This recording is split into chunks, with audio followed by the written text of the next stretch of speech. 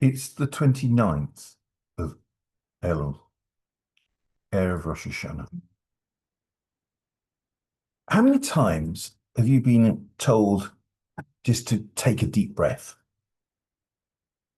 We often hear the phrase that someone or something takes our breath away.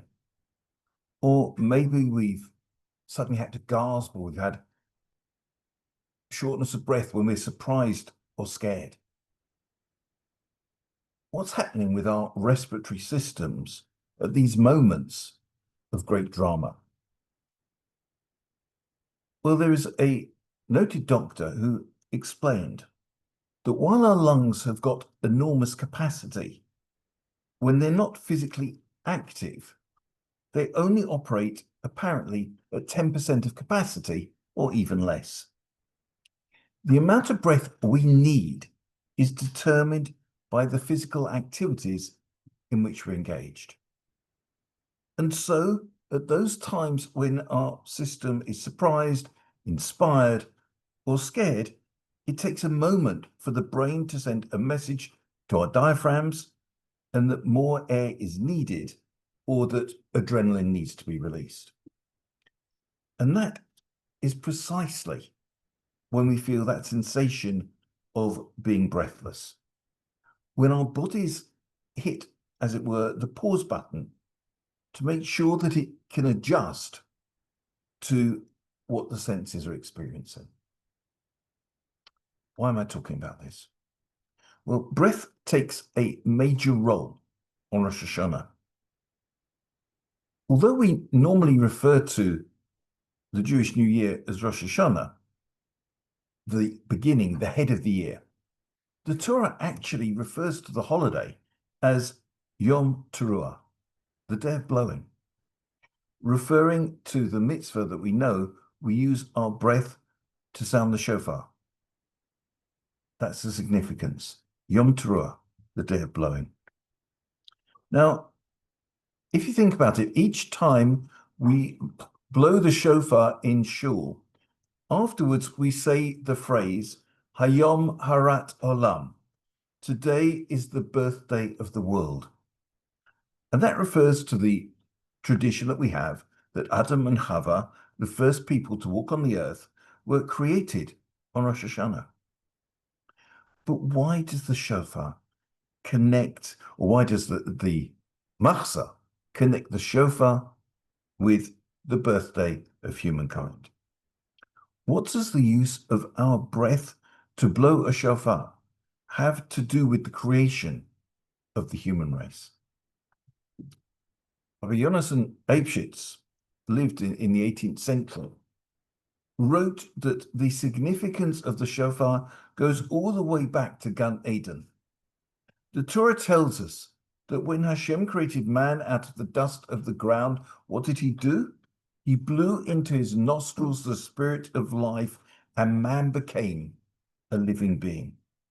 It was Hashem's breath that transformed man from a lifeless form to a spiritual entity.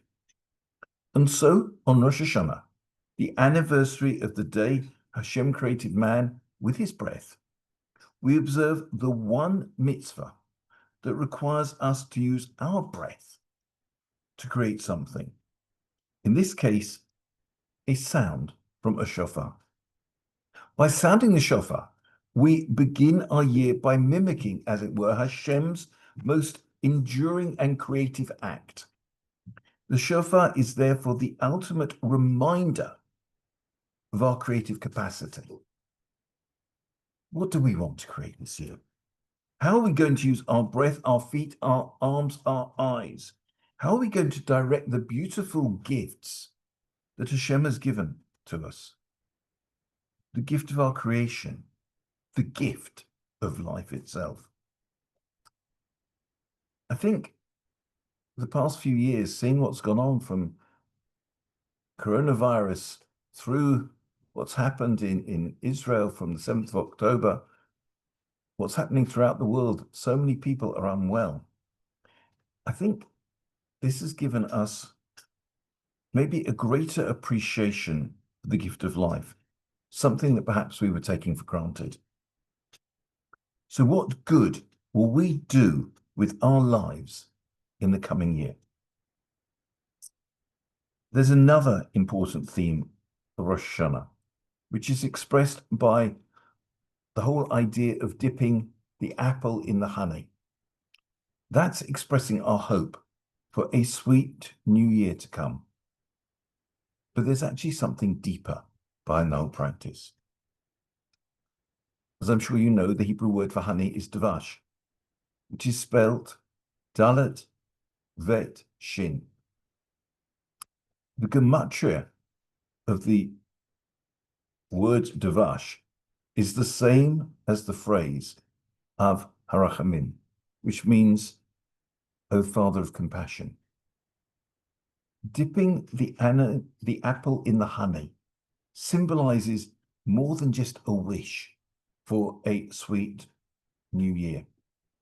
We're actually invoking Hashem's compassion. We're turning to Hashem and saying that no matter how independent or advanced we modern people have become, we're still simple human beings in need of Hashem's love and compassion.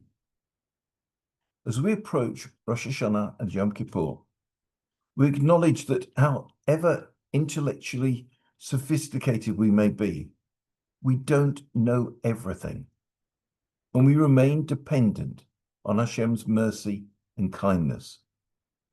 This should be our mindset on Rosh Hashanah. Hashem is the King, and we're his humble servants. So step one, the first stage, symbolized by the apple and honey, is to come before Hashem with a sense of humility and modesty, with a sincere request of Hashem to be compassionate with us. Step two is actually embodied by the mitzvah to use our breath to blow the shofar. And that's to demonstrate our commitment to use all our God-given strength and talents to deepen our connection with Hashem in the coming year. The sounds of the shofar help us recall Hashem's original creation of man through Hashem's breath. And now we're now using our breath to create something new. And in doing so, we pledge to Hashem to use every breath and every gift that he's given to us for the greatest possible purpose, utilizing the mitzvot to better ourselves and the world around us. Bezrat Hashem, please God, our demonstration of humility and our commitment to using all our gifts for their greatest good should serve as a merit for a Ketiva v'chatima tova, that we may be all written and inscribed into the book of life for a year of good health, joy, meaning, and purpose, and above all, for peace for Israel and health for all our community and the people of the world. Ruth and I wish you all Ketiva v'chatima tova.